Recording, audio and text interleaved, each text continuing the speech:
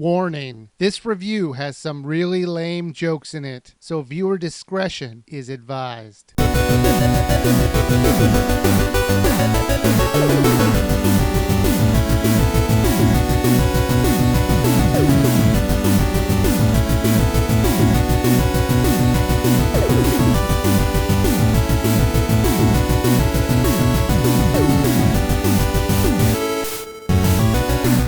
Alright, this is the final video on my PlayChoice 10 game specials, and I've decided to save the very best for last. I'm sure a lot of people out there remember the Goonies game for the NES, where you're traveling through doors to different lands and strange locations, all to save your kidnapped friends and a mermaid. However, that is not the game I'm talking about. I'm talking about the Goonies game. Now, some of you old school NES fanboys might be saying, yeah, that's it, the NES classic The Goonies 2.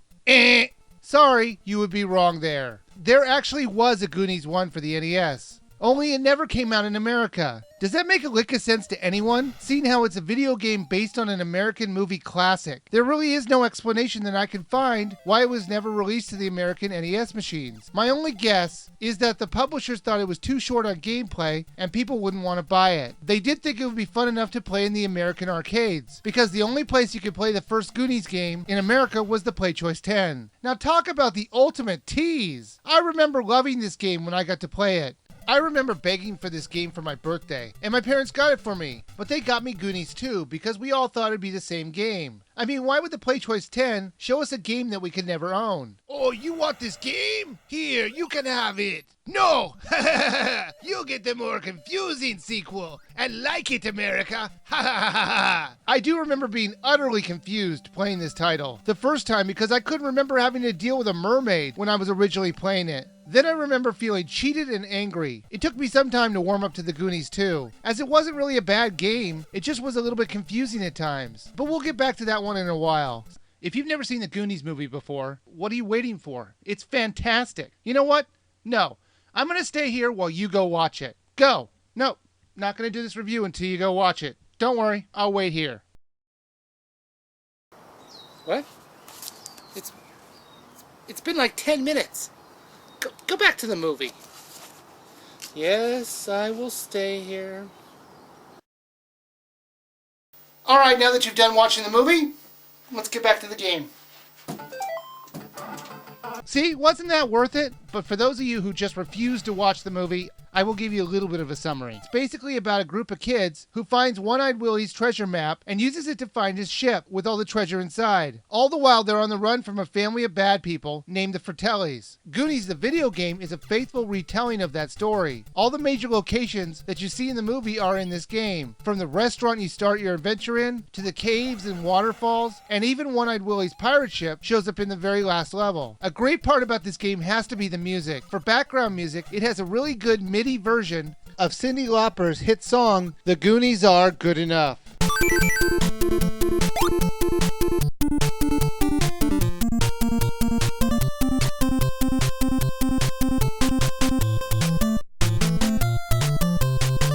You play the role of Mikey, who has to travel through 6 levels and rescue his 6 friends. In order to get past the level, you have to find 3 keys. These keys are located in safes that are scattered throughout the levels. Once you get 3 keys, you'll be able to take down the door that's blocking the exit, even though that door only has 1 keyhole. Go figure how that's gonna work. Plus, at each level, you can also rescue one of your friends, who's suffocating in one of the safes the Fratellis have put them in, hence the time limit of each of the levels. There's almost always more safes than keys, or Goonies to rescue. So sometimes you'd open a safe and you'd only find a potion to increase your life or a new weapon. To make the game even harder, the safes that will have keys, weapons, potions, and Goonies will randomly change each time you play the game. So it will never be as simple as always knowing where to go and what to do, which makes replayability very high on this title, since you're always playing something new. In order to get into these safes, you're going to have to use bombs to open them. You can find these bombs in the rats that are scampering around. I don't know why these rats are carrying around bombs which are almost as big as them. I mean, look at them! They're huge! They're almost as big as Mikey himself. No wonder he can only carry one at a time. Now, like I said, you can only carry one bomb at a time, unless you find the backpack,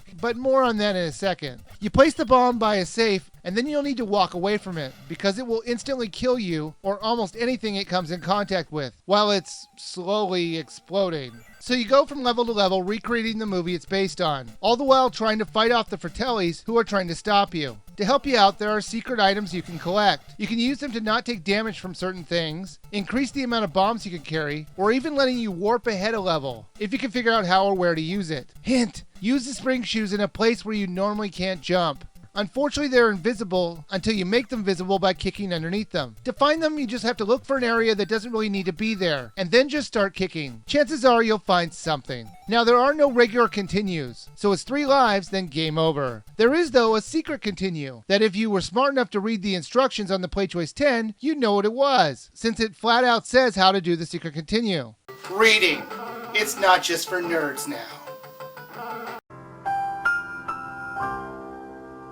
If you don't rescue all your friends in each of the levels, then when you get to level 6, it'll kick you back to level 1. Basically saying, do it again, but this time don't screw it up. If you do end up rescuing all your friends up to the end of level 5, then you will go to level 6, which is One-Eyed Willie's pirate ship. It's a pretty small level. The only thing you do in this part is open chests until you find your final friend, who turns out to be a girl character. Aww, she looks so happy. Then the game ends with the gang and Sloth, who never really shows up in the title other than in this ending screen, watching the pirate ship sailing away. And then the game resets it back to level 1. Did I just give away the ending? Yes, I did. While I am spoiling the ending, in context, it really doesn't make any sense if you've never seen the movie. Someone who's never seen the movie before is going to be like, there's a bunch of people holding hands at a beach looking at a boat floating away. Is that supposed to mean something to us? And no one's going to play this game for the story, so I figured why not let you see it. Like I mentioned earlier, there's also a sequel to the first Goonies game, aptly named Goonies 2. This one once again has you rescuing the Goonies, who seem to have a serious problem with getting kidnapped. Now you listen here, Goonies! Being kidnapped is my thing, not your thing, now back off! Okay, there we go. Let's see. Yo, the Goonies, check. Improve Rosalina's spaceship. Time to get the eggs. They're not the only ones kidnapped this time around, though. So does their friend Annie, who, by the way, is a mermaid. And, oh my goodness, is she topless? Nice, Konami. Way to sneak that one in. See, the only time you really see her is at the very end. So with her being a mermaid, you know that any sense of reason or logic is totally gone from this game. A mermaid? Really, Konami? I would love to know the backstory on how the Goonies met a mermaid. Now, this storyline is told to you in the form of a tape that the Fratelli sent to you. Oh my goodness, look at her eyes. They're like all over the place. You know she's evil when she's got crazy eyes like that. You know what's kind of sad? When I was a kid, I actually thought this was going to be the real storyline of the Goonies sequel. I kept thinking, this is going to be one weird sequel. Now, the graphics are improved from the first game, as are the weapons. This time, not only do you have bombs and slingshots, but you also have fire bombs and boomerangs to kill the enemies. This time around, the world is open to explore, as long as you have the right equipment. You could decide where you wanted to go and who you want to rescue first. I like the openness of the gameplay, but the problem with it was knowing where to go and what to do was usually pretty vague. There were doors you could go into, and it would change the action into a first-person perspective. You would use a list of options to choose what you can do in the room. Oftentimes there were objects hidden out of sight, and you would need to hit an area to find them. So that meant you would need to constantly be hitting areas in any room you would come across. And to make things even harder, they sometimes make you hold a hammer to get the object, or to make something appear, which meant choosing the hammer, pressing hit, hitting the area where you want to search, then if you don't find anything, you have to re-choose the hammer, and then so on. This was definitely one of the things that I disliked most about this game. These dumb first-person modes. While it does come with a map, it's not very useful, so you're going to pretty much have to make your own, because often you'll need to retrace your steps to find the objects you need to advance through the game. Unlike the first title, this time everything is the same, so you can get to a point where you'll always know where everything is, and how to beat the game fairly easily. So replayability is a bit low on this one, but the game is still fun though. There is unlimited continues, and a password system if you can't do it all in one sitting, so that's kinda nice. Like I said before, Goonies 1 is only available in America on the PlayChoice 10, but I'm always hoping that Konami will release it to the Virtual Console eventually, and if they ever do that, you should absolutely buy it. As for the Goonies 2 for the NES, I also hope it'll come to the Virtual Console, and of the two titles, I have a feeling that this one's the most likely to show up, since it does have a bit of a fan base, unlike the first game, and it is also worth a buy if it ever comes to the Virtual Console. Well, that's it. All the games I have for my PlayChoice 10. I hope you guys have enjoyed the videos, and I will... Hang on one second. Oh, hey guys. Yeah, come on. Just bring it in. You guys are going to love this.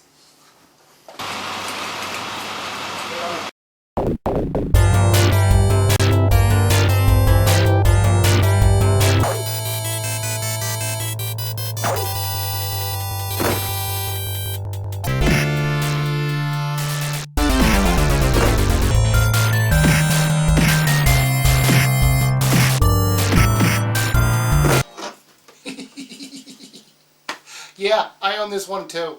So I figured, why not put the NES game up against the arcade game? Not in a versus, but just kind of to show you what the differences are. So look for it next time.